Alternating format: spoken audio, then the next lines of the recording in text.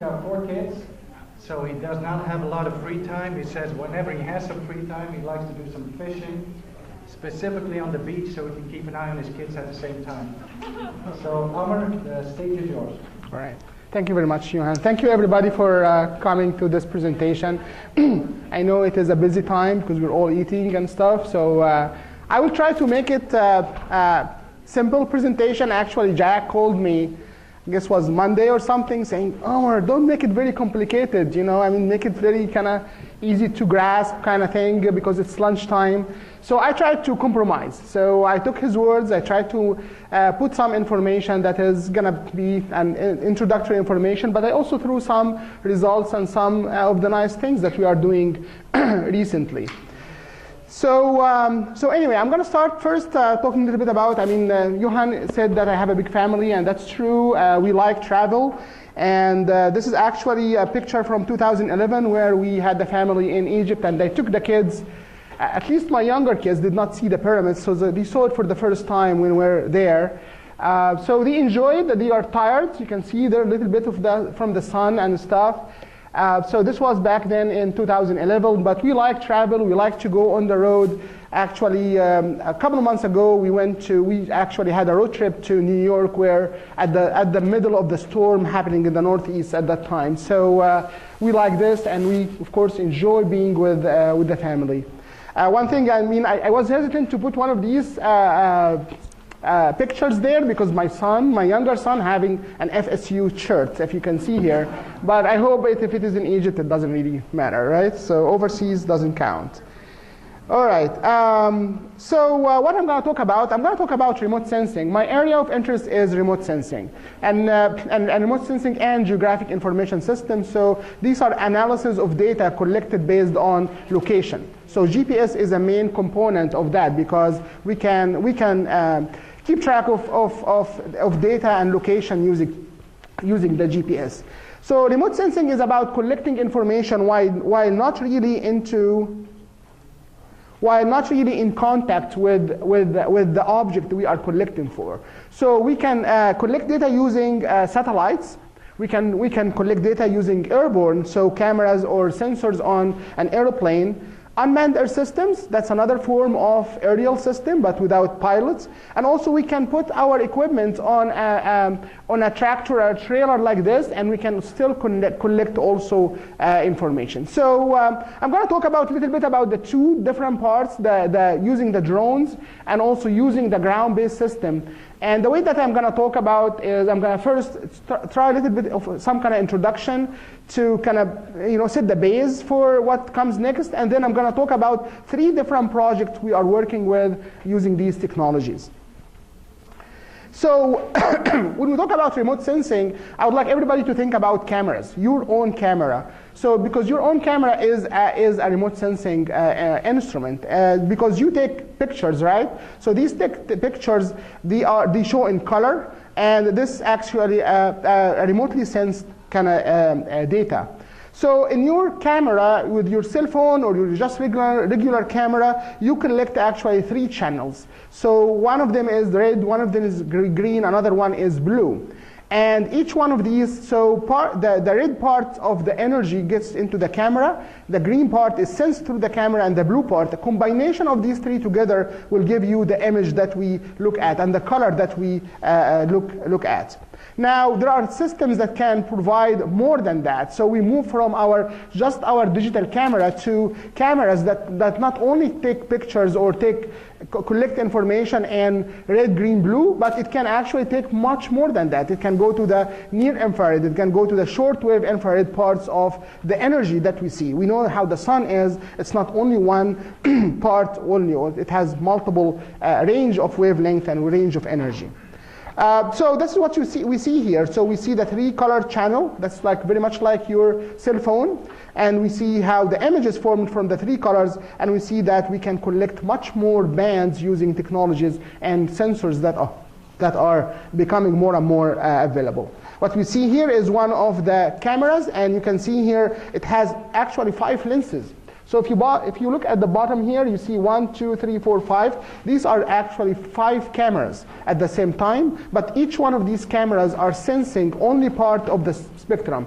Think about only red energy received by one camera, only green parts received by another camera, blue, and then there are 2 other bands, including near infrared, also received by one of these cameras. So the 5 are captured at the same time, giving us a series of 5 channels of 5 bands like this, and this forms the image. So by doing this, we can sense energy that is even beyond what we can see by our eyes. So why are we using remote sensing? I'm going to skip this a little bit. We're going to talk about it a little bit after we finish talking about the different components here.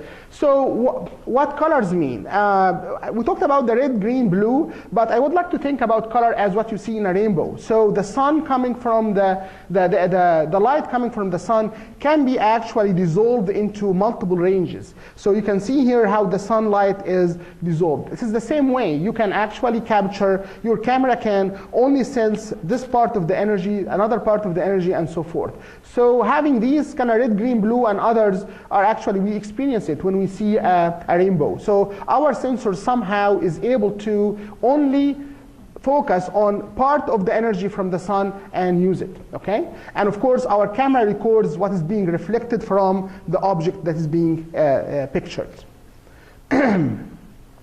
Now, we move a little bit more how the image is being collected.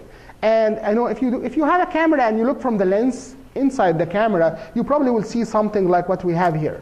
So this is here is the CCD, or it's like a rectangle of pixels. Okay, each one of the pixels there is the sensor that senses the energy. So our camera is basically, the light gets into the lens, it goes back to this kind of rectangle of cells, of pixels, and each pixel record what is incident, the light incident on it, and produce a number that's proportional to the amount of light being produced. So what we see as red, green, blue colors, these are actually numbers recorded on these by the sensor itself. So now we're converting what we see as image to numbers, and that's how we analyze them. If you look into the image by your eyes, you probably can detect things. You can see this is a little bit brownish, this is a little bit greenish, right? But how a computer would detect that other than by analyzing numbers? So these are the numbers that are being analyzed and we use for our image analysis and remote sensing. Now, what does this mean for vegetation? Of course, remote sensing can be used in multiple applications, but for vegetation specifically, there are some kind of things that we need to monitor and we can take advantage of. So, for example, for vegetation, if you have a healthy leaf, when you take a picture, if you have these different bands, you see that for the healthy leaf, that reflectance in the near infrared area of the spectrum is high, and reflectance in the red area of the spectrum is low. That's because of the composition, the components, the chemical composition of the leaf, the structure of the leaf. So the structure of the leaf will produce something like this. It actually absorbs energy in the red and reflects high in the near infrared. And of course, you have this kind of little bit of a green also peak here. So that's why we see our leaves green, okay? Because the red is low, the blue is low, only the green is prominent. We see the leaf this way. Now, when we move to an unhealthy leaf, we see this changing. Now, we can see something happening like this. Near infrared drops, the red, the red, green, and blue will be almost kind of, it's just proportional to probably what comes from the source of light. So by comparing these two together, we probably can detect vegetation. Not only can detect the vegetation, but we can detect, we can differentiate between healthy and stressed vegetation, okay? And there is also variation in between. So the more stressed the vegetation, the more we move from this pattern to the right to this pattern to the left. Okay? But again, all these are numbers, because this high NIR is a number, and this red is a number, and all of these are numbers. So you can go to a computer and say, at this pixel on the image, What is the value for NIR? What is the value for the red? Subtract these from each other and get an indication of how healthy the vegetation is. That's very, very kind of basic things. Of course, we can actually have a ratio between these two numbers. Maybe this will highlight more how healthy or not healthy the vegetation, okay? And we call these manipulation of the data coming in the camera as, we call these as indices. So it's like an index showing us how healthy or unhealthy the vegetation is. And this can be computed for each pixel on your image. So for each pixel you have in your image, you can have a measure of, at this pixel, how healthy or unhealthy the vegetation.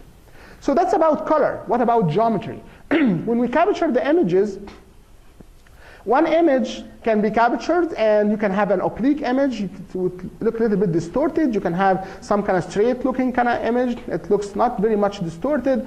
But so this kind of geometry is something that we need also to watch for. When you see by our eyes, when we look with two eyes, we can see 3 dimension. The same thing can be done with images. If you take 2 images of the same object, so there is an overlap, and the 2 images are taken from a distance from each other, now you can construct the geometry from these 2 images in the overlap area, and you can extract 3-dimensional information. This means that I can see this table here. I can say that, okay, this table has 3-dimensional coordinates, and I can reconstruct this to a 3-dimensional scene rather than a single image and a single image. So taking this to an airplane or a drone and take images, that's actually what these drone people are doing all the time. They take many images. These images are having overlap. They are overlapped with each other. So by doing this, you can construct the geometry not only from 2 images looking at the same thing, but also from many other images looking at the same thing. So it should be a stronger geometry. And we normally supplement that by points on the ground surveyed by the GPS so that it improves the geometry and we get better 3-dimensional information. Okay? So by doing this, we can take this kind of scenes, we can look at a forest or a canopy, and we can come up with 3-dimensional information from just the images taken at specific distances. Now, what can we do with that? So under an agricultural kind of theme, we can think about different applications. One of them is scouting. So we can take a system like this, go in the field, collecting images even by a drone or an airplane or even a ground-based system, and we can collect information and we can supplement or replace or or improve the scouting capabilities in a field. We can monitor growth because we can take series of images along a season, so we can notice what's happening through the season.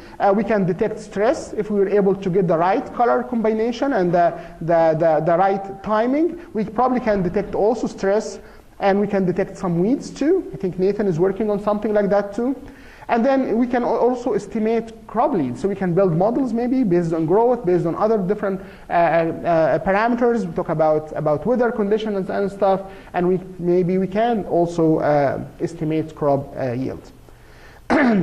Now, so I skipped one slide here when I talk about why remote sensing, and you probably know why remote sensing. Everybody knows why remote sensing. You can cover large areas. You can have repetition.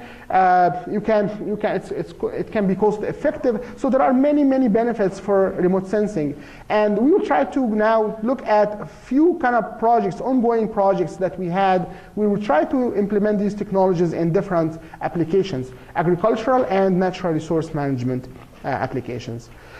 So this is the first one, the first kind of project, and that's actually an extended one. So we had one season in 2016. I had a master's student working on it, did some preliminary analysis, but there are other students also working on it, and we will have collaboration with Dr. Oscar Lippert in Gainesville, Justin also, and we have Murat is the student who graduated, and Chris Crockett is a PhD student, and he's continuing to work on this, collecting data even this season. So what Murat did actually, this project used drones. So used unmanned aerial imagery. And we tried to model and detect damage of spider mites. So this was the objective of this study. So I'm not really into the biology of this, so I just took these kind of nice pictures from Murat's kind of graduation defense presentation, and I put them there. He probably got them from Chris too. But anyway, so these are going to be showing the spider mites, and they damage the leaves, and it is actually it changes the characteristics of the leaves, and that's what we try to detect. So they act on the leaves, they change, so they turn into yellowish and brownish, and we will try to kind of detect these changes. When are these changes are prevalent? Is there some kind of threshold here that we can tap to on when to observe these damage or not?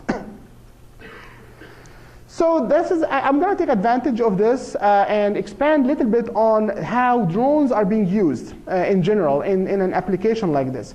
So normally what is being done with drones is that you specify what is the area, and there is software available now, and it's becoming more and more available, that you can take this area even as a KMZ, like a KML file, Google KML file, you throw it into the application, and then the application is, and also add some parameters regarding the camera, how high you want to fly, all these parameters together, and the application will produce something like this. These are planned locations for where the images will be captured.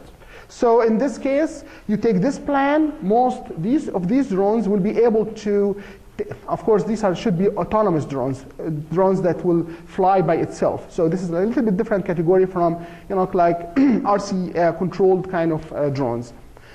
So take the file, the output file from this application is fed into the drone, and the drone is left by itself. It just goes there and it follows the path, the planning path, and triggers the camera at the location that is supposed to be taking these images. So this means that we cover the area. Not only this, but we need to make sure that we cover the area with enough overlap to go back to what we talked about from geometry, so that we can construct a three-dimensional scene out of this information, okay? So this is the system that was used in this experiment. The camera was a 5-band red edge camera, so this is only 5 bands. As I mentioned earlier to you, these are 3 visible bands, red, green, blue, and then there's one called red edge, that's between the red and the near infrared, and then a fifth band in the near infrared area. And of course, in order to be able to know where the path is and where the location to trigger and stuff, you have to have a little GPS on board the plane, okay? And this needs to be connected to the autopilot. All this is coming into the system. Most users don't have to worry about it, all right? So from an experimental design point of view, we created 50 points random in the field. So, and these, they went to the field and they did some marking close to these, with a certain pattern close to these 50 locations. And they actually sampled these in the field. So they came up with a 0 to 5 damage class assessment. So visually they try to assess the damage in the plants. And also they did, they collected, I think 3 leaves from each one of the plants, and they did a mite count on it, okay? So in the lab, under the microscope, they counted the mites. And then, of course, we had these images taken, and the images are taken, they observed 4 weeks of images. So this started from March 16th to April 5th. That's close to the end, actually. It is at the end of the season after, probably the growers are done with the field. So they collected 4 weeks, and I recall very much 2 of these weeks where still there is some management on the field, so spraying and stuff was active, and then the last 2 weeks there was, the field was left by itself. So all these drone images were collected and analyzed and to a 2 centimeter resolution images. So this is how the pixel size is in the image. So these are what we call as NDVI, Normalized Difference Vegetation Index. Think about it as the difference between the near infrared for each pixel and the red in each pixel. So this difference would indicate how stressed and how healthy is the vegetation. And it is color-coded so that healthy vegetation will look at the green, and then the color would change up to the unhealthy completely, or lowest unhealthy would be red. So whenever we see red areas, this means more unhealthy vegetation or stressed due to mostly spider mite in this field. And when we look here, we see that the first, when they collected the data in the first week, there's not much red areas, and then this red areas actually started to increase. The third week and the fourth week is really ugly. Okay, this means that more spider mite can be is there.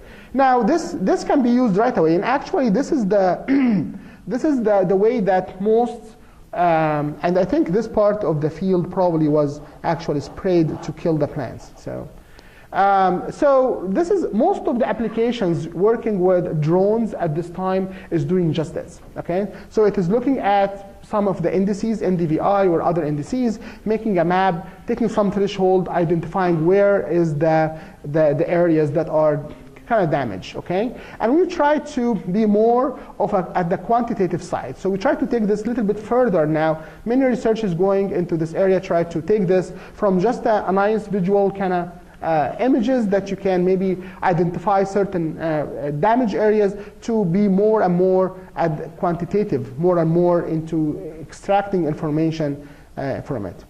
Now for the lab work, that's typical. Actually this season they are doing the same, but they are also collecting different types of data too at the same time, ground-based and also with a spectrometer outside the scope of what I'm talking about.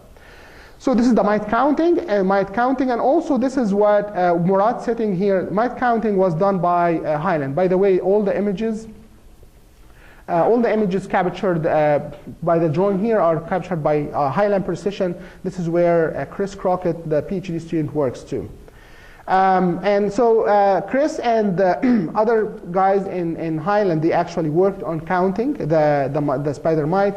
Murad here worked on and digitizing where the canopies, the sample count is, sample crowns in order to where the count is being sampled, and in order to extract the image data from it. So what kind of values, what kind of data used? They used the individual red, green, blue kind of numbers for each crown, the mean of them, the standard deviation. They used also some of the indices, NDVI and Simber ratio. That's just a ratio and NDVI. Those are the data that is being used in the model. Two types of models were used. Murad tested Simber regression, and also he tested random forest. That's one of the machine learning type of analysis. And the dependent variables, we use two dependent variables. One of them is the spider mite count. The other one was damage class. This is the 0 to 5 scale on 0 to 5 scale damage. And so based on these results, I mean, I have the tables and stuff, but I thought for quickly, we can go over this and we can talk. If somebody is interested, we can talk more about in details about the results. As expected, individual bands were very low. So if you just try to correlate spider mite or damage class with like the red number only, the green only, the blue only, it doesn't really work fine. It's not, the models are not significant, most of them. However, and we also observed something, that mite counts are, the models for modeling mite counts were significant for the first 2 weeks. However, damage class was significant in week 3 and 4. So the damage class visually, by the visual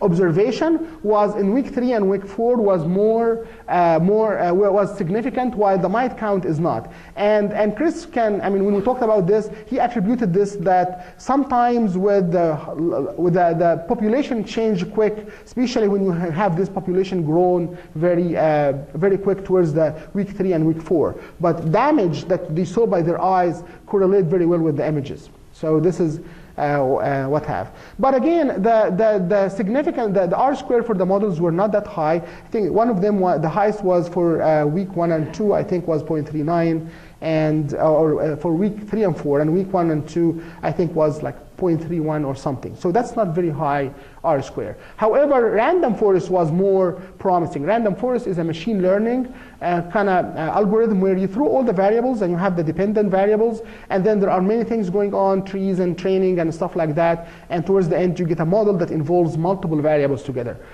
So this was more promising, but I think we need to have more analysis done in this area, which is going to be carried over probably more in this season and maybe next season too. So this is one application, and this is using drones. So what is next? Another application that is actually using drones, and this is in collaboration with folks in the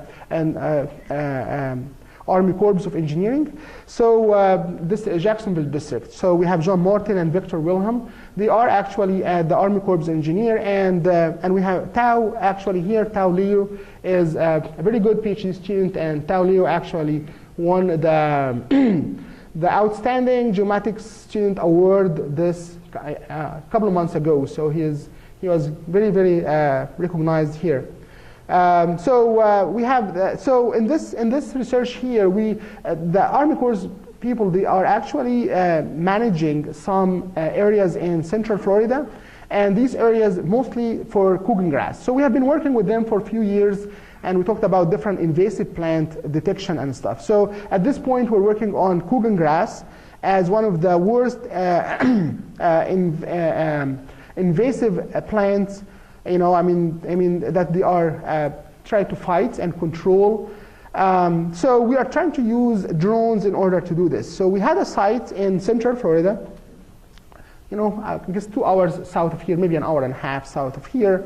And what you see here is part of the images. So this is the image taken by drones and analyzed very much similar to what I showed you with the previous work. So I'm not going to repeat that. So again, the image, the plan, the mission, and everything processed to come up with one image, as you can see here, covering the whole area. And this is part of it, and this shows the Cogan grass. So these kind of yellowish color kind of patches, these are Cogan grass growing in this area. And what we wanted to do, we wanted to classify the different land cover, that's a wetland area, and specifically try to target Cogan grass and detect it, so that the control, apply the control, the sprays and everything on these areas only, not to limit the spread of the spraying, and also to monitor the development of and the regrow of Cogan grass again after management, after controlling.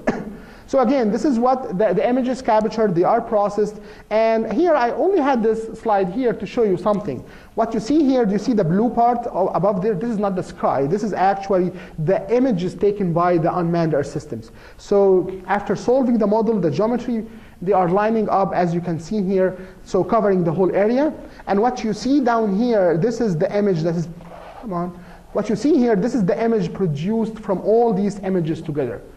And traditionally, people, when they work on an image like this, what they do is they take the image, they apply some kind of algorithm in order to say this area is Cogan grass, this area is this type of pasture, this area is this type of forest, and so forth. So they apply all these algorithms on the image itself.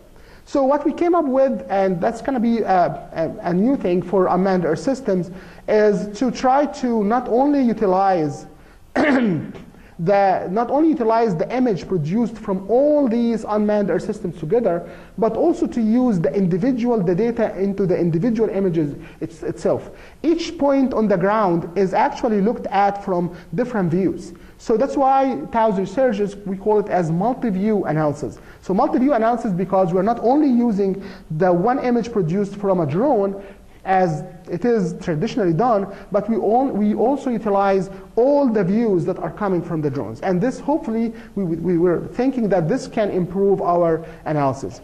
So what we normally run you use the image itself coming from the drone, the one image, and then after the analysis we call this as the ortho image, and we segment it, so we make a little bit of polygons, as you can see there, where each polygon contains relatively homogeneous land cover, and then we classify, try to label these land covers automatically using the computer to tell us, and by doing this we can have a whole area covered. Now, what we try to do here is not only use, again, one location here on the ortho image, but we projected all these locations on all the drones images captured for this area.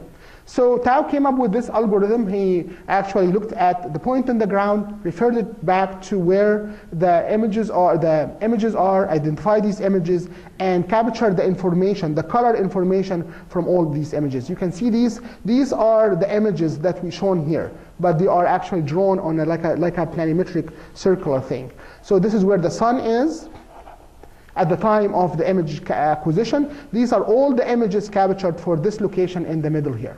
And we try to use all this information in classifying this location here. And it turns out to be very nice, very great. So this is going to be the results that if we use only the one image, planimetric image coming from the ortho image, it actually accuracy came up as for Cogan grass, came up as 62%. So we were able to successfully get the right, the right labeling, the right classification for Cogan grass, identifying Cogan grass successfully at 62%. Now, when we start using the multi-view, this actually jumped to 77%. So from 62 to 77%, this is just because we used all these views together, and we got them to vote together to what is on the ground, okay? And I remember when we tried to develop this, Tao came to me saying he wrote this in MATLAB and the algorithms and the stuff, and said it's going to take us. When he did the calculation for only few, and projected this for the whole data set that we have, he said it's going to take us 42 years to finish these processing. So when we mentioned this, I told him we don't have funding for 42 years. I don't think Jack will approve that even. So he said, well, okay, let's go for, so what can we do? So we did a little bit of optimization. So we tried to, rather than trying to project all the points of the boundary, we project only few on the boundary. So, and many of these kind of optimization things. And also Tao said, okay, let's see what kind of parallel processing we can use. So we looked into Google. They have all these kind of different ways to process data on the cloud, Amazon and stuff. And also we have the Hypergator facility in Gainesville. So what happened is that Tao actually rewrote the MATLAB application, the MATLAB's programs that he did in a different language, Python language, and installed a couple of libraries on the Hypergator kind of in Gainesville. And here we ran this process over 164 processes in like 164 machines kind of thing together. And we estimated that the time, the 42 years, would be cut to about 3-4 days. So this is how things are progressing. I mean, in this world, you come up with working with big data, and then you try to find solutions to make this big data kind of streaming and being practical to be analyzed. So anyway, so what else we can do with this data? Not only the multi-view idea, and actually this paper we're going to send soon out, so it's not yet published, but we are at the final stages of reviewing before submitting. Another work also, that extension for this project, is try a new, relatively new kind of machine learning methods of analysis, and this is called deep learning. Anybody heard about deep learning before? Yeah. So we said, okay, what about using deep learning? Because one of the justification for this is deep learning is hungry for data. So if you provide more information, more examples, you are going to get better results. So, and this is actually what you can see here. So for for learning algorithms, regular machine learning algorithms like random forest, support vector machine, all these, when you increase the data, increase the amount of data. These are the training data, the reference data, the data that we know about, provided to the computer to give us the unknown, okay? So that's how the process works. So the more the data the amount of data that we provide, well, for traditional methods and for deep learning, up to a certain extent, they are the same. Once data increased more, now you can see the split here. Deep learning is going to be much better. It's kind of improving in the training, and the classifier improves, versus traditional machine learning will kind of saturate. So what is deep learning? Well, deep learning is a new trend. It's actually being used a lot. There are lots of billions of investments in this algorithm and using it in multiple fields. So for the first time in 2016, deep learning kind of machine learning kind of software was able to beat human in one of the pattern recognition type of games. So, and also deep learning is used a lot. It's used for again, image library kind of sorting and searching for many other things, including the self-driving cars. So even in self-driving cars, they try to do these kind of algorithms. So Amazon, Microsoft, Google, all these big companies are investing big time into these algorithms. So the idea that when we have this multi-view kind of configuration, we are naturally, inherently adding more data. So rather than having one sample of Cogan grass on the ground, we actually can provide the software with 11 samples. So this one multiplied by 11 times because we're using images from all the unmanned Earth system images rather than the one on the ground. So this is why it makes sense to use something like deep learning that can take advantage of the increase of the data. So deep learning is actually stemming from the way that humans actually interact. So when we look into an object, our eyes, from a physiological and psychological point of view, we actually look at our brain will have centers that can sense different things in the view or the scene that we look at. And deep learning is trying to do that. It's trying to simulate this. So it goes into one image and try to extract information at different levels of complications. So very simple things first, and then train itself to combine these together to be more and more sophisticated kind of objects. And towards the end, you will be able to identify the pattern very successfully. So this is actually what happens with deep learning, and there are multiple algorithms for deep learning, and the one that Tao used is called convolution network. So convolution network is very common, very popular in the area of computer vision in this case. So anyway, we used that, we implemented it, and we actually came up with the results. And as you can see here, when we used deep learning without multi-view, so only the image, the ground image, only the one image that we have as ortho image, the accuracy came up as 67.1, still an improvement from using traditional machine learning, but it is less than the improvement from using multi-view. Once we added the multi-view kind of information too, the accuracy increased to 82.5%. So this kind of means that this actually using the multi-view and using deep learning together provided very improved results for this kind of application of Cogan grass. Okay. So then the last, I know that you got tired, and I probably also got tired. So I used to teach for 3 hours when I came here back in 2007. Now when I do 2 hours, I really get exhausted and I have to take a break and stuff like that. So age is working on us. Ground-based high throughput imaging system. I guess most of you are familiar about this because this is actually, this season we went to the center here and we captured images using our ground-based sensor over the strawberries, and we did this with Shinsuke. So we had Shinsuke actually as a collaborator, and also Justin. Actually, we went over Justin's Justin and Chris. So the plots that were established by Justin and Chris too. So we use the system in that. I'm going to talk a little bit about the part of the experiment that relates to fertilizer and growth, which we did with Shinsuke. So here, Katie is actually is the geomatic associate in Plant City. She's not here. She has some kind of personal commitments, but I would like to kind of really thank her for the work in setting up the system and the work that we did through this project. Also, Gwen and Ali are here too. So Gwen and Ali are, you can raise your hand or wave or whatever. And Tao is also in the middle, so you can also know them. So Gwen and Ali actually came here every other week for 7 or 8 times to collect the data for this kind of little project.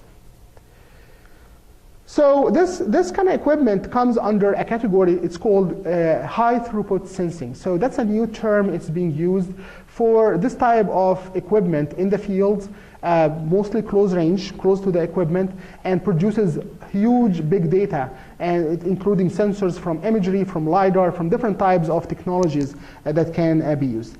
And many applications are being developed there in phenology and getting plant traits, different types of plant traits. Could be shape, could be geometry, could be physiological, could be many, many things. But this kind of project and system comes under the category of this type of application. So we are already past the engineering. We had actually the engineering done for a few years now. We have been working on that. And we published already some information about how accurate and all this kind of things. So I think we are finally ready now to start getting into the application, how to use an equipment like this and this kind of systems. And the system can have different types of components, so we have to choose what component to use. But again, the system has GPS because we have to locate where the camera is capturing the images. And also this needs to be timed with the cameras itself. So in our experiment this spring, we had two cameras. One of them is normal red, green, blue and camera, and so only 3-band. This is just a regular Nikon DSLR camera. And the other one here is a infrared converted. Thank you. Infrared converted camera, and we will see some pictures. You'll see this. The images coming from this picture, it looks a little bit orangey, so it looks a little bit different, I would say. Anyway, we mounted the system over here, over this little blue platform that actually Todd did. So I said, Todd, he's going to be here. So I would like also to thank you for this. So he took this kind of platform, used to be somewhere at the center here, rusting and stuff, and he actually did all these kind of reconfigured it, have these kind of different, the arm coming out, being able to mechanically increase and decrease the height of the arm. And then we have the chair that we found somewhere, we put it on it and stuff like that. So we actually had the system done, and we were able to hook it to a tractor and drag it over the field. Also, but supplementing to this, we also had these control points. You probably saw some of that in the field. So we had established these control points to show in the images. And I was very, very pleased that we had these all the season, and nothing went out from just operational kind of and movement things. So these stayed all season long as we captured. We captured images bi-weekly. So every other week we had an acquisition system. So Ali actually came here and Gwen, and I think Ali used to be the guy who rides this, and Gwen actually takes other measurements. So he samples the plants, the leaves, and take other measurements at the same time. And this is what we actually came up with. So, so we collected centimeter level GPS coordinates. We have the points on the ground, but the points, the trajectory or the path of the camera while it is taking the images are also captured by GPS. And when the camera is being triggered, each time it's being triggered, and these two cameras are triggered at the same time. So we had a little bit of a system we developed for camera triggering and together. So, and with GPS synchronization and stuff like that. So we developed some kind of electronics to do this a few years ago. So we use that. So the trajectory of the camera probably is coming, each location is coming to the few centimeters accuracy. The ground points are to maybe 1 to 2 centimeters actually also accuracy where they are. So this can enable us to produce the images from these very much similar to the drones, and we can overlay on top of each other very accurately. This is actually the product that you see here. So this is a 3-dimensional view, and what you see here is this is the 3-dimensionally constructed geometry. What you see here, these are points on the leaves. So what you see here as these little bit dots, it is not the image is bad, but this is because these are 3-dimensional XYZ locations, but they are colored from the imagery. So that's why these the dots here are colored very much like the plastic, while the colors here, they are colored very much like the leaves. Remember, we have two different cameras. One of them RGB, the other one is infrared. So the infrared is orange. The RGB is kind of look greenish. So that's why you see the leaves look like a little bit kind of different, right? But the important information here, not really the image, it is actually that these are points. They are not an image on a surface. These are three-dimensional information, which enables us to catch geometry, volume, right? Areas and stuff like that. This is going to be the area, now this is the images now. This is the image processed from the cameras, and you can see here every 2 weeks. This is on December 13. Right, I don't know why this is kind of, but anyway, from December 13, maybe I switched these. This is 11/29, this is December 13th, and this is actually January 1st, and you can see how this is progressing, how the canopy size is coming, and these are the two cameras that I told you, the RGB producing the green, and this is the infrared, which is coming as orange here, as you can see. Now, so we analyzed this information, and actually I had it live here. So go and set it up. This is actually the bid that we saw together, and you can see this is the three-dimensional information that we were talking about here, and we can zoom in a little bit more.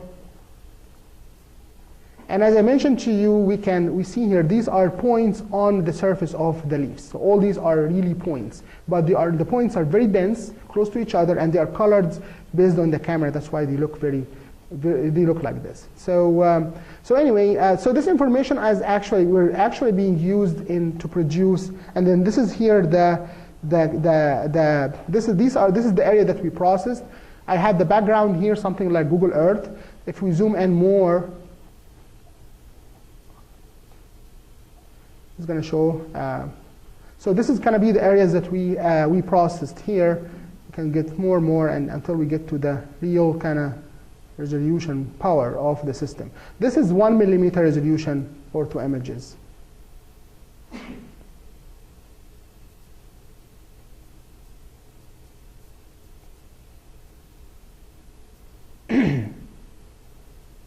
We're killing the device, so I know it's.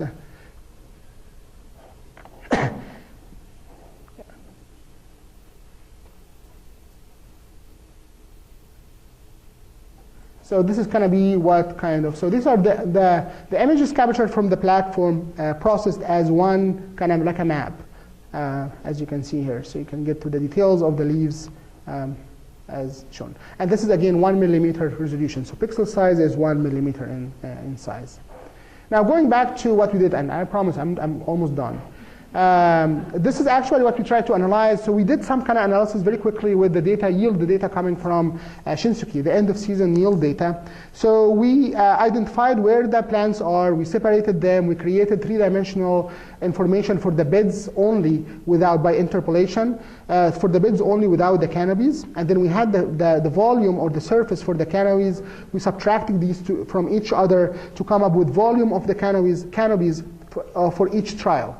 So, and then so this is what you see here. This is actually the beds without the canopy, beds with the canopies, subtraction from each other, we come up with something like this, which is real volume of the crowns of the strawberries. And we very quickly, actually this was last week or maybe 10 days ago, go and put this together and try to see if there is any correlation along between the yield data and let me have it here as, between the yield data and the plots. So at only one, this shows only one, the different weeks. So for each one of these figures, it actually shows 1 week, and it shows you how, if the yield is correlated or not with the volume. And we saw here there is some correlation in some, here actually this is the older one. I think one of them was coming as 0.35 correlation, and that's why we tried to propose to try to see if we can do some kind of yield modeling, not only for the geometry. The geometry is only one component, the volume or the area or whatever, but we're trying to also throw other variables, weather condition, temperature, and stuff like that also in order to kind of model the yields. One more thing I did not include here, but I wanted to talk to you about that. There is increasing interest in geospatial analysis. That's the type of things that we do here in remote sensing or GIS and stuff like that. And I think there is an opportunity for this. Of course, we actually, as geomatics program, that's from the education and teaching side, we have the thesis, the masters and PhDs and stuff. But we also have a very what is proven to be very useful is we do have a 3-course certification. So we have a certification for geospatial analysis.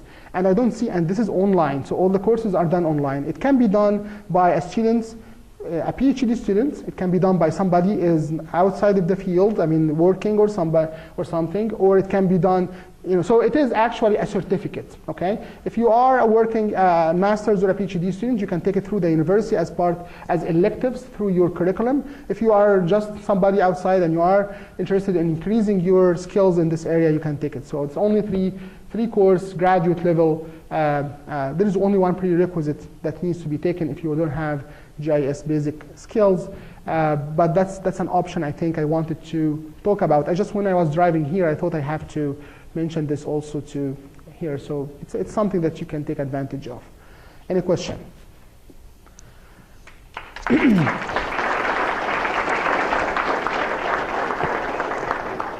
think we are just 1 o'clock.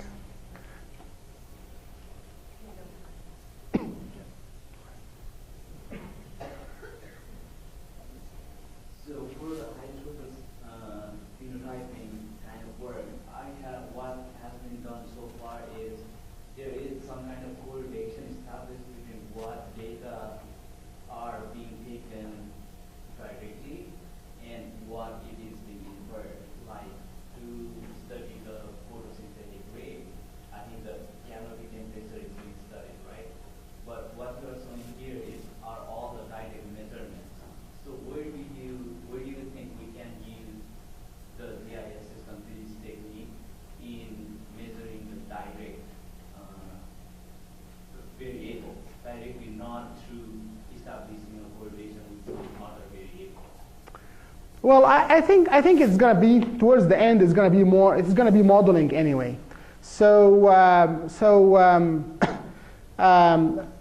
modeling is the key. So you collect what you can observe by the instruments, and then you try to establish the relationship between what you can get from the field. So we're talking about, let's talk about if you want to estimate biomass, for example, or dry weight.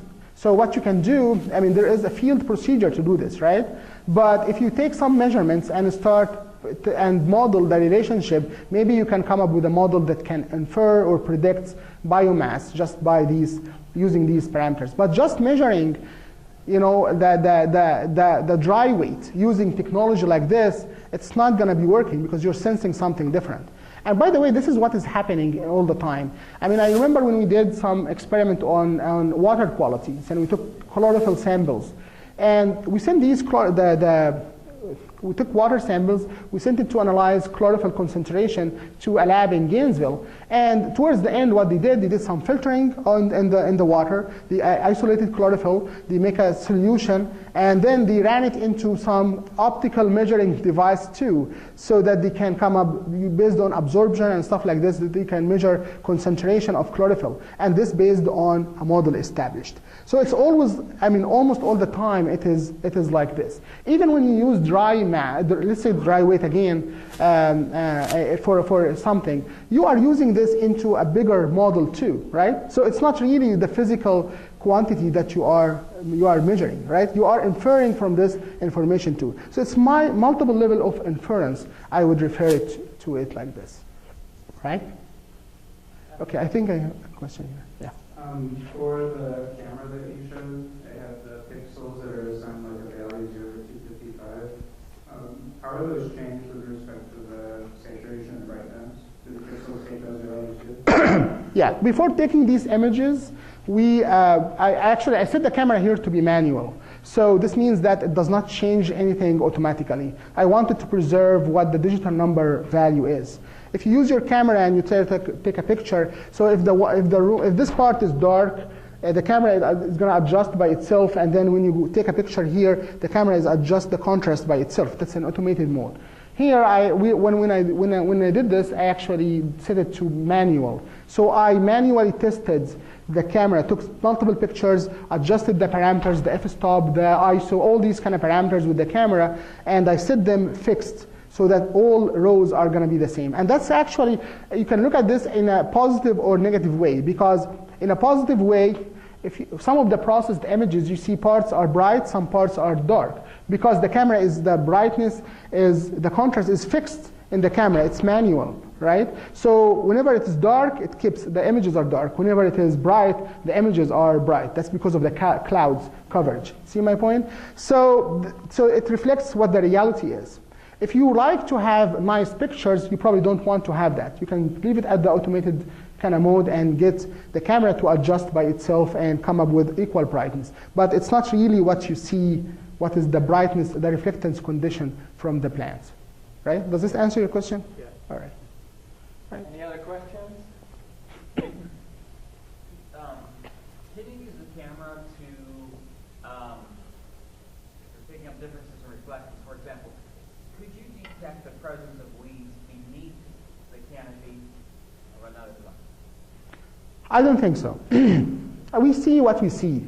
With this system here, we see what we see. We cannot, there